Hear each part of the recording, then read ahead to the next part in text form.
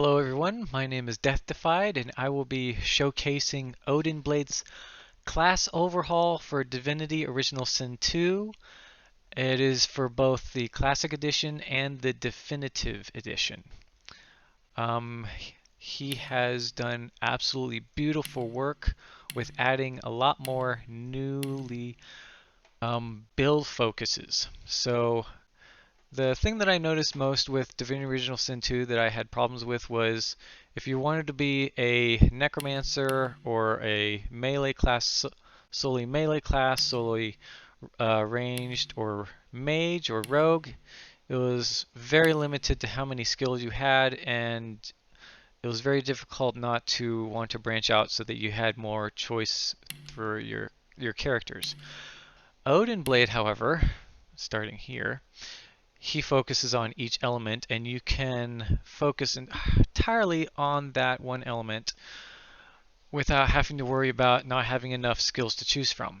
So I'm going to be focusing this playthrough on Fane as a Spectre, which is a unique class that Odinblade created himself, but I will be showing in this video the beginner classes that you can choose from. So each element, he created 4 subclasses to start with. So there's the Electromancer for shock. There's the Tempest that is shock and water. The Thunderlord, which is melee and shock. And then the Windweaver for mostly air damage. Then there's for the Geomancer. This one is focused mostly on poison and armoring yourself, so Grove Tender. Then you've got the Plague, which is focused entirely on poison.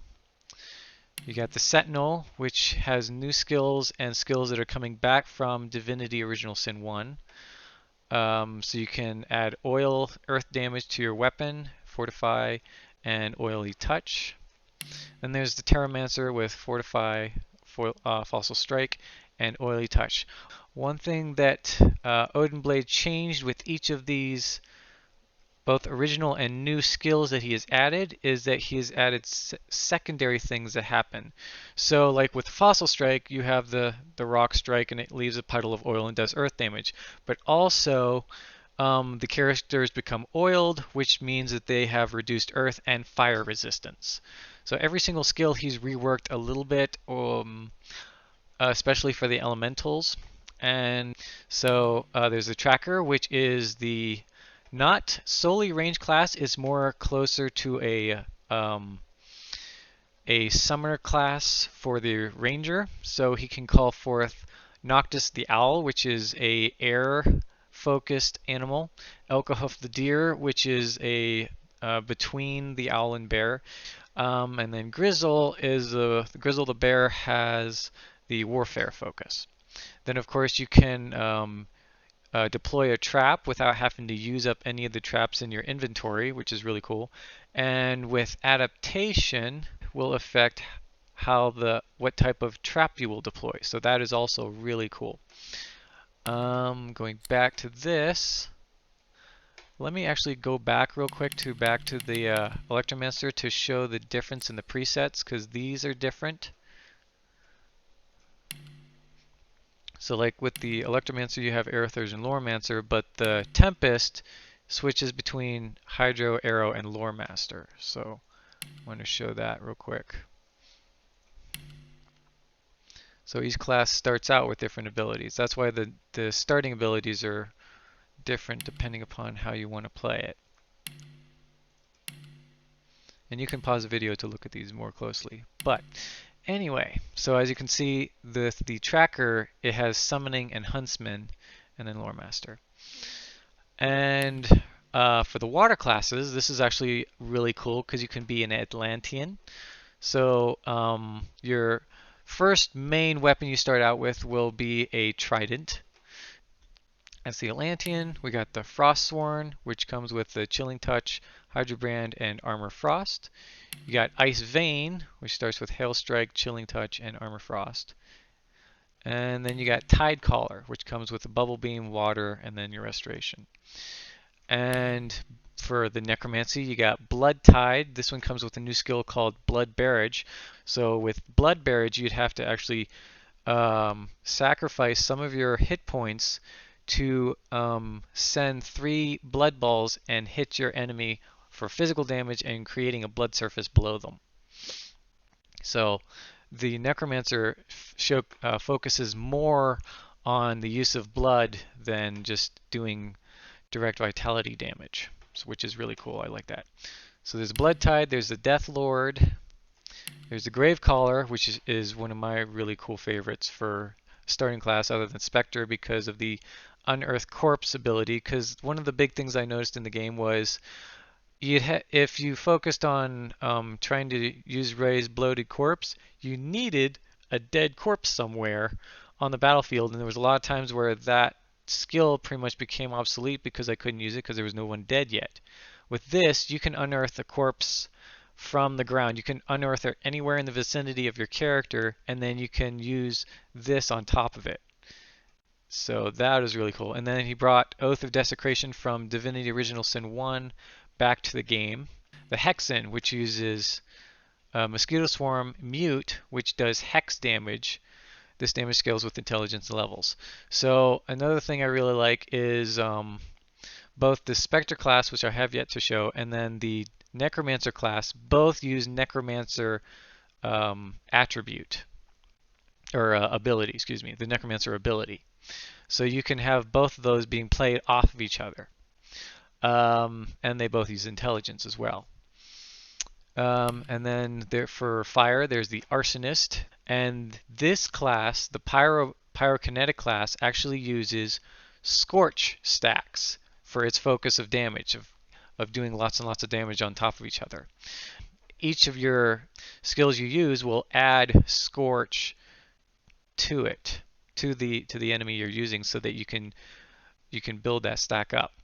So there's Arsonist, there's Infernal, and then you got your Phoenix with haste and fire. And this is actually really cool because it calls down a fire rain, and it warms any characters and does a little bit of burning damage on first impact, on first contact of it, but it doesn't really do it unless you move it around, and you have no magic armor, of course. And then there's a Scorcher. And of course, you start with Scorch, Burning Touch, and then you have Peace of Mind. And then we have Nightcloak, which with the Assassin class is focused on generating combo points, which is a really cool adaptation to the Assassin class. You have to build up 3 combo points to be able to activate a combo special ability on any of these skills. So that's Nightcloak. And here's the class I will be doing, which is the Spectre class, which it stacks on Agony, which is piercing damage. And I really like the Spectre class the best because it is an all-around class.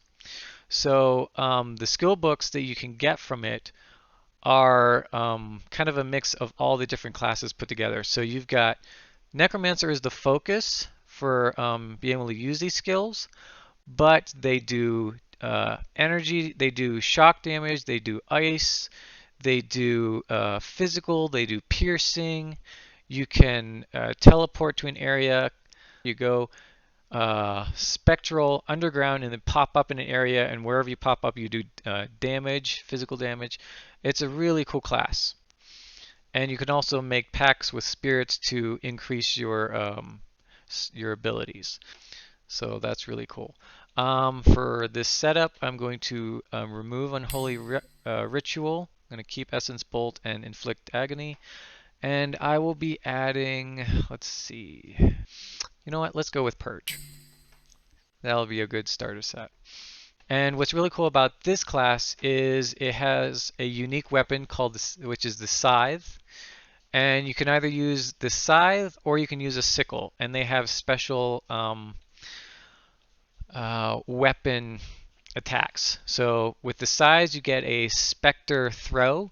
With the Sickle you get a Spectre Slash. In the Spectre Throw, you throw your Scythe, and it does a area of effect damage attack, and then is returned to you. with the Spectral Slash, which comes from the sickle, you do a whirlwind attack. So anyway, that's the Spectre. And then lastly is the Umbra, or Umbra, however you want to pronounce it. And this is the other assassin class. And this is actually really cool because you can do either order damage or chaos damage.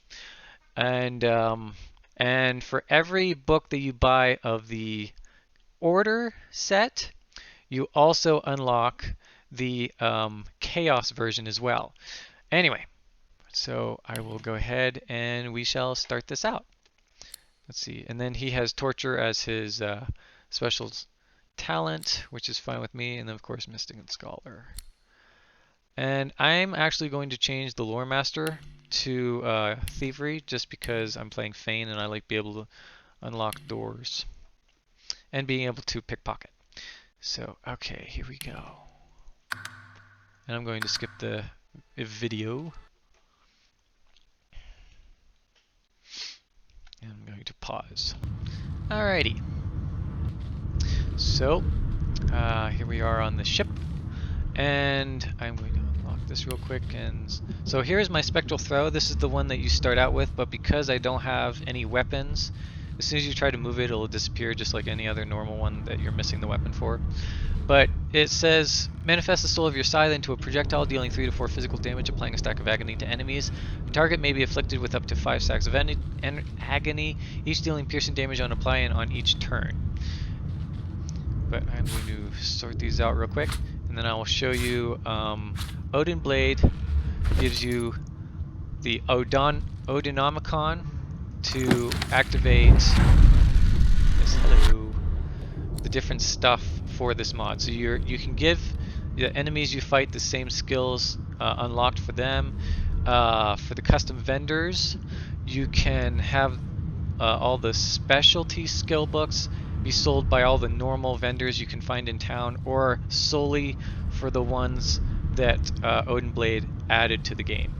For the enhanced summoning scaling, that is a special mod he created for the summoning class.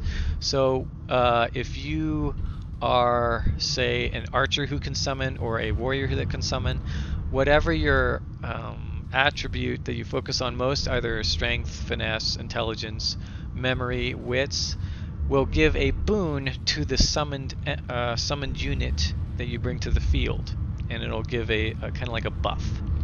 So that's what that is. And so let's see, enemy skills, yes, on, that's fine. Whoops.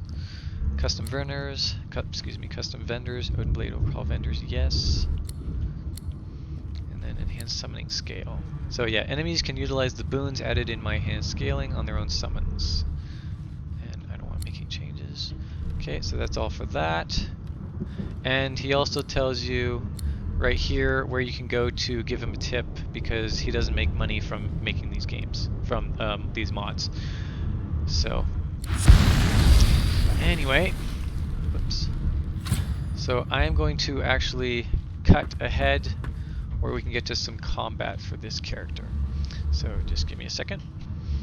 Alright, so here I got a blade, little pocket knife, just like the normal thing. And I will quickly show you a little bit of combat. You there, come here. I hate being slowed. Okay, we're just gonna bip the little bugger.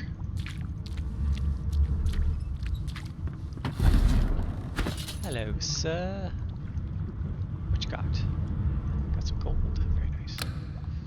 And I'll take all your pots. Okay. Hello. The Magister Guard snorts and sniffles. Wait, you're no Magister. Skip. You're a sorcerer. Itching What are you for a doing fight, here sir. at Collard's? Okay, hello. I should have known there'd be trouble. Alright, so we are going to have some fun with you, sir, even though you're very low in hit points. Okay, why do I have Unholy Ritual? Oh well, that's okay. So, say hello to some death. So as you can see, that does shock damage, kind of like the So much for a lightning peaceful bolt stroll. from the air class. Open this up so we can fight him. The prisoner's gaze finds... Yes, yes, and I... Alright, so we're gonna put some damage on you, buddy boy. So as you can see, let me turn around so we can get him. There we go. So he has 1 point of agony, which does 1 to 2 piercing damage on apply and at the start of each turn. And it lasts, I think, for, oh yeah, 3 turns. And now, I still have 2 points, so let's go ahead and inflict agony. And there we go. What would he have to gain by killing me? So, Strange forces are at work. definitely a lot of good stuff that comes from this class. Okay, go up here real quick. Oh, right. I keep forgetting this is not a ladder that goes up. How many? I think I've played this game like 20 different times and I still forget that that's not the right ladder. Alright, I'm going to jump to next combat. Alright, and we're back for some more death. No known associates. Alright, this ought to be In fact, quick. he seemed quite averse to spending time with the So, others. the thing with Unholy Ritual is you really have to choose when you want to use it, because even though you're gaining 1 intelligence, 1 AP recovery, you're going to have -10 to all your resistances. So you have to really figure out how you want to play that. That's why I usually don't have Unholy Ritual as a chosen skill. Alright, so no physical. She has 1 agony, which is very nice. Just do that. There we go. Piece of cake. Oops. Come on. There we go. Alright, opens the door. Hello, y'all. How you doing? Good gods, there's been a murder here. Let's turn into an elf. Something has changed. You look to your finger. It seems as though there's a pattern in the Shut blood the flow. door. Okay. I'm going to wait until she turns around. That's it, yep, yep.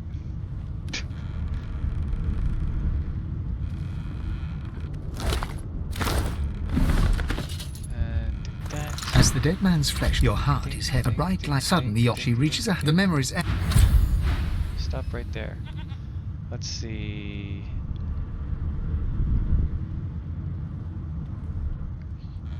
Attack. Not really care. Okay, same thing. Show you a little bit better. Let's see. Yep. Glory is mine!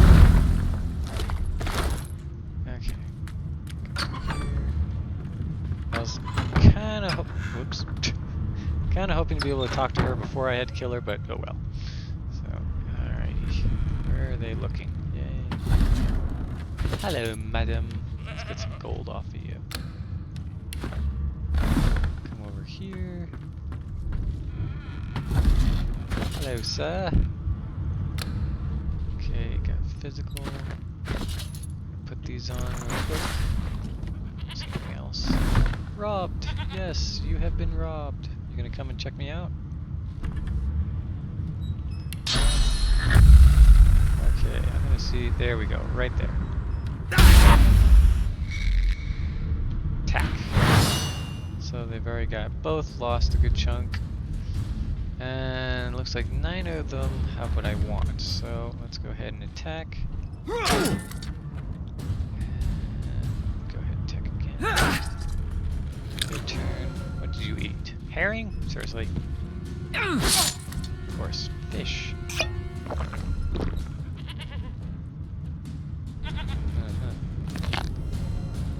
You've been diseased. Oh, mutton. Okay, cool. Alright, so I'll just attack with the same attack, because... Nice. Alright, now she has 1... Okay, 1. So we'll just pop that on her.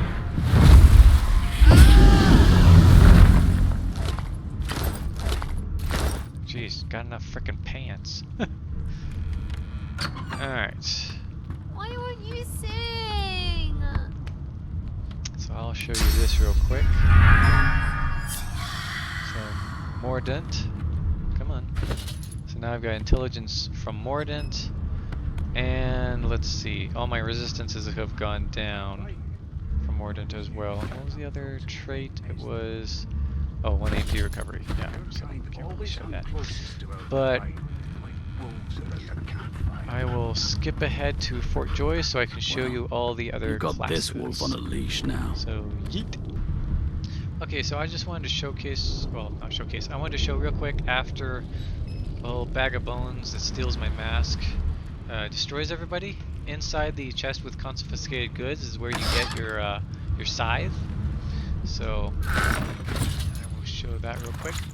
And the scythe is your main weapon of choice, at least my main weapon of choice, especially since I found through exploration that Odin's Blade actually left a specialized scythe hidden in Fort Joy, but I found that out later.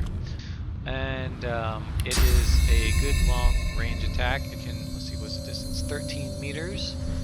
And as you can see, it has a good wide attack. So let me just, let's hit the table. So it throws and does a good attack. And it takes, what, 2 turns, I think, to cool down. And it also adds a stack of agony, which is great for the additional agony that you're trying to stack on enemies to get the most damage done to them. So anyway, just wanted to show that and how lovely it is. Let's see.